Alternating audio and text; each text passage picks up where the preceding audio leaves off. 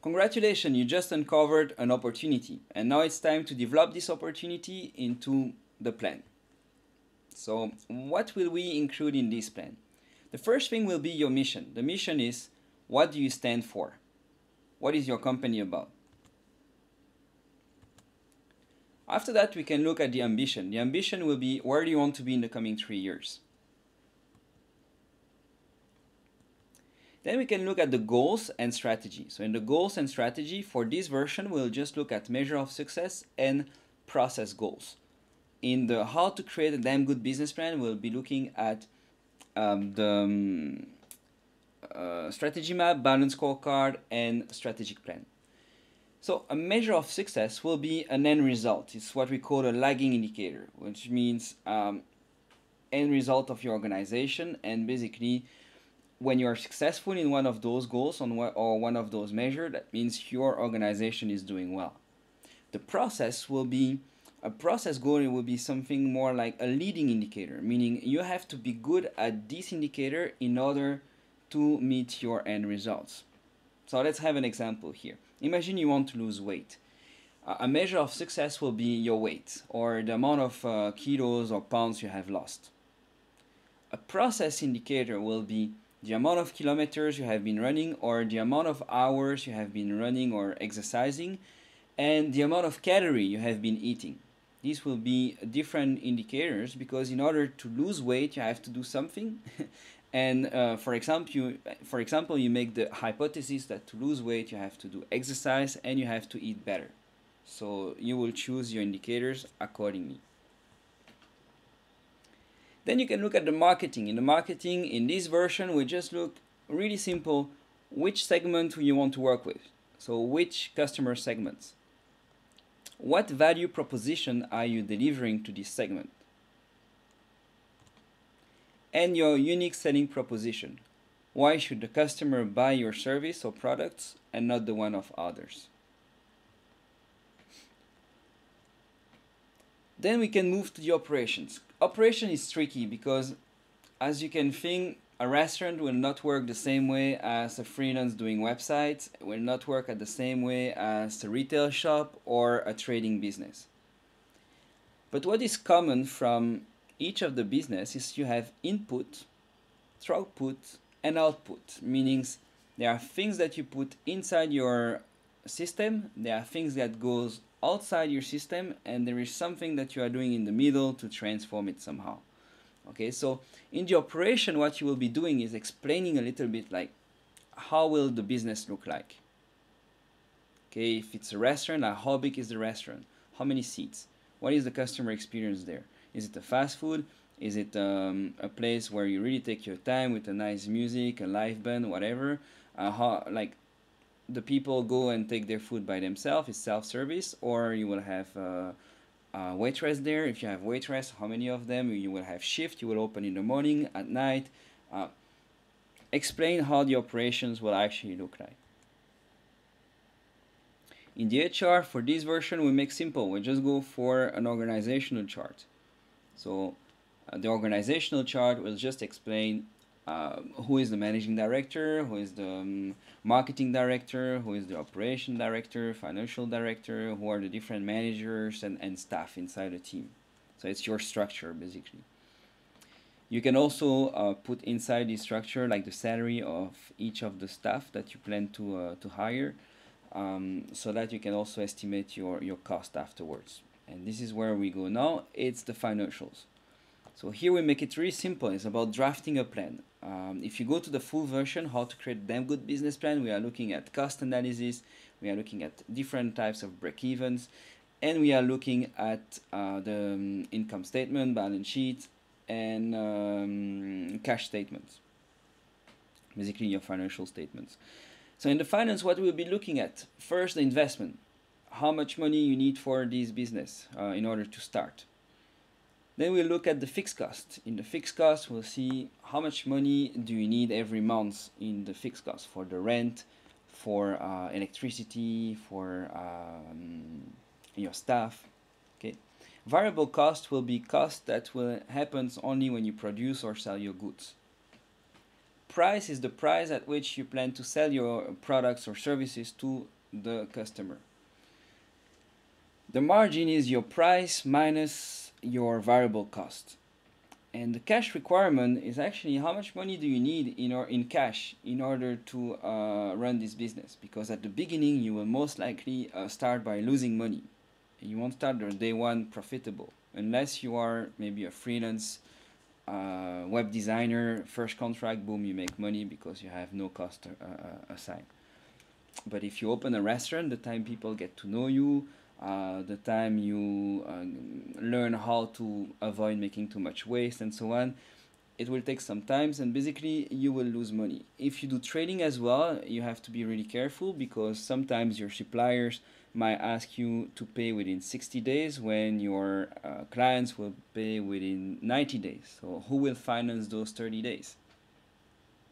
So this is all about the cash requirement. Then we can also look at the break-even. When do you stop losing money and start making money? You can look at two types of break-even. The first one is every month. When do you start making money? Second types of break-even will be when do you recover the entire investment of this business, of this project, okay? Afterwards, we can look at legal and administration. So you will find there what kind of corporate structure you want. Is it limited, unlimited, a non-for-profit, limited by guarantee, whatever. Okay, so what kind of structure, who will be your accountant, your lawyer, your advisor. In a legal perspective as well, who do you need insurances, do you need licenses, franchise, whatever. Then if this project is a draft for a future plan that you want to sell to investors, or if it's something you want to pitch, you know, to one of those angels pitching day, then you can also look at where will this money come from? What will be the source of your investment, of this investment? And what will be your exit strategy? You can already start thinking about an exit strategy, how you exit this business. Okay, so for example, in 3 years' time, we'll basically sell the business and we share amongst each of the partners. Or if a partner decides to leave, he can simply go out there and sell his shares. It can be we go IPO, which is actually a bit stupid if you just start. The likelihood to go IPO, so go public, is pretty low. So yeah, so you just think if you are a freelancer, it can just be, the exit can just be like how you get your money out of your business without paying too much taxes every month. Okay, then here we are. This is the plan. So let's get back to our example to have a better idea of how those concepts actually work in real. So the first thing, if you remember well, will be the mission. What do we stand for? So in our fitness center example, it could be provide Hong Kong people with quality gym in which they can achieve their personal fitness goals through soft gyms. Then after, we could look at the ambition. Where do you want to be in 3 years? So what we do here, we'll use present of past time, because you have to imagine that you project yourself in the future in like 3 years from now, and then you look backward and what can you see? What can you observe? Then you explain in present or past time. Our center has attracted many members that enjoy our high quality level of services. We are recognized for our design and performance of gym machines, the hygiene of our facilities, the professionalism and customer service of our staff. All our stakeholders, including investors, suppliers, employees, and clients, enjoy working with us. And due to our success, we have opened 2 new centers. So here you see, like, you just explain, like, what can you observe 3 years from now, and then basically you get your ambition. The problem here is, as you can see, there is no indicators, there is no goal, there is no number. So how can you know that you get there? The only number we get is like we have opened 2 new centers. What you could even say is like, due to our success, we have opened new centers. Because what we'll be doing now in the next session, the goals and strategy, is actually to clarify those goals with indicators, measures, and numbers. So, measure of success. We have identified three main measures of success. In order to be successful, we need to have members. We need to get centers. We have to grow. We need more than just one center. And we need to be able to generate a profit. Okay, get more income than costs. So these will be the three main indicators that will indicate our success. And what we do when we have identified them, like for example the members, we will plan year by year. So for 3 years. So for example, year 1 we want 200 members. Year 2, 600. Year 3, 2,000. Sorry, and make sure that these numbers are actually aligned with the other measure of success. You know, if you decide to open 10 centers, then you should have more member than if you open 3. You know. Now you have also to think of the learning curve and the time it takes you to recruit your members. So think also of the relationship between the different measures. Then after, you can look at the process. In order to be successful, in order to get these measures of success right, what are the things we have to perform well inside the organization? What are the critical success factors? And imagine we have identified a couple of them, like operation excellence, member acquisition, member retention, group programs, and so forth. So here we have critical success factors. But the point is, like, what do we mean by operation excellence? So we have to translate those critical success factors that are just too wordy and too fluffy into measures as well, into what we call key performance indicators.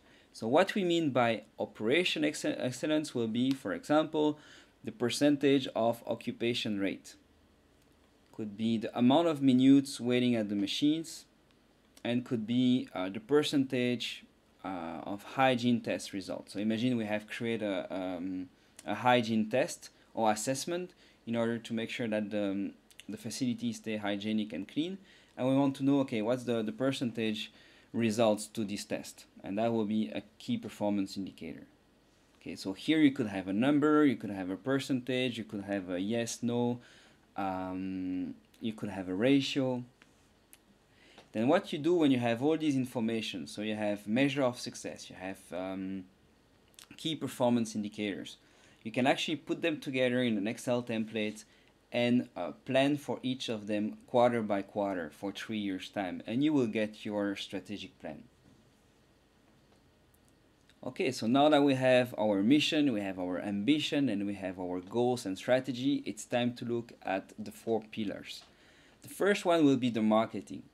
And what we'll be looking at here is the customer segment we want to work with. So it will be, it can be only one segment or a couple of them. So imagine we decide to work with.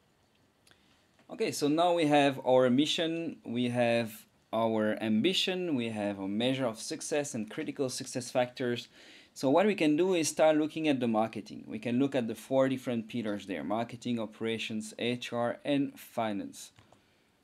So in the marketing, first thing, we look at the customer segment we want to work with. So imagine one of our customer segment will be the afterbirth woman. So the woman just gave birth and she wants to get back in shape. Okay, so the value proposition we can deliver to that woman could be get back in shape. Okay, helping her to get back her figures. So from ugly to sexy in a way. Then after that, it's unique selling proposition. So why she will choose to come to us and not with somebody else? Well, maybe we could have some special program targeting her, saying, okay, we can get you back in shape. And there are not many other people in Hong Kong saying that, let's say. Or we have special machines. Imagine we work with this machine. It's an awesome machine with awesome features, and it will really help you to reach your goals. And then we use this machine as a unique selling proposition. Imagine we are the only one in Hong Kong offering these. So you can go much more in detail here. I'm just trying to give you an overview of how it works. Here's one segment. You can have 2, 3, 4, 5, you know, and explain for each of them what's the value proposition and what's the USP, unique selling proposition. Okay, so after that we can go to the operations. Oh, before that, another thing you can do with the marketing also is to define a marketing mix. So the marketing mix will be what kind of products are you offering to the market, at what price, where, and how do you promote yourself. So the product will be what kind of product or services are you offering. This will include the features of the product or service, the brand name, the packaging, the warranty, and also the post-sale service. On the price side, it will be what pricing strategy are you using. Okay, so is it a membership? Is it how much it costs actually? Do you have different level of pricing? Place, where do you want to set it? For example, a really crowded area in the city center, which will be expensive, or outside the city but bigger facilities, like a bit like what IKEA is doing.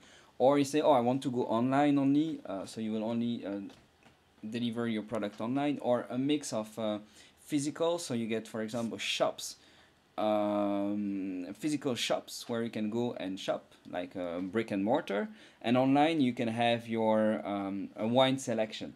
Like we have a company in in Belgium called Deleuze that actually does that. Then promotion. How do you promote yourself? Like flyers, internet, website, Facebook group, LinkedIn, Google AdWords, advertising on TV, whatever. Then now you can really go into the operations. And if you look at our operation, there is not much things going in or out. I mean, it's not a restaurant. We don't have food or vegetables that comes, vegetables, meat that we have to transform and then deliver to the customer, and then they go away happy. Now, in our case, it's a bit different. I mean, as soon as we have set up the facility, we don't have much incoming goods. We don't have much inputs coming in. What is our input? Actually, it's our member. So we'll get into the system. We'll have fatty, stressed members, for example, coming in, and we want to get healthy and happy, fit members going out. And the system inside how we'll transform them is actually our facility. So it's the way we'll operate the facility. So in the operations here, what you can do is to explain how the facility will look like. So imagine you say, well, we have an area with our special machines, and we will have an area with weight. We'll have also a cardio area because we have seen the customer want something holistic. We'll have maybe a sauna and a jacuzzi to add some value to the customer as well. It will be a facility of 3,000 square feet, for example. You explain the whole thing. No, you will have coach there. You will have courses. When will be the courses? What time? When are you open? Morning, night, afternoon, the whole day, 24 hours, 7 day on 7. Yeah, so you basically explain the whole thing about the operations. Then you can go to the HR. The HR, you work, as we said before, with an organization chart. So who will be the director, who will be the managers, who are the coach, who will be the receptionist, how much we'll pay each of those guys. Yeah. After that, we go to the finance, and here I won't explain again. I will create something else afterwards, so you can go. We'll do some financial modeling afterwards. But in this section, we will not put numbers there. Basically, you look at what is the investment, fixed cost, variable cost, price, margin, cash requirement, and break even. Then the legal and administrative. We realize that we need some license from government. We need an insurance if people get injured. And we decided to open a Hong Kong limited company as a structure. Then we see that we need some investment. So what we do is we plan to get $400,000 from angels. And the exit strategy is super simple. It's basically we sell the business in 3 years and we share. Okay, so we exit in 3 years. That's it. And basically here we are. You get your plan.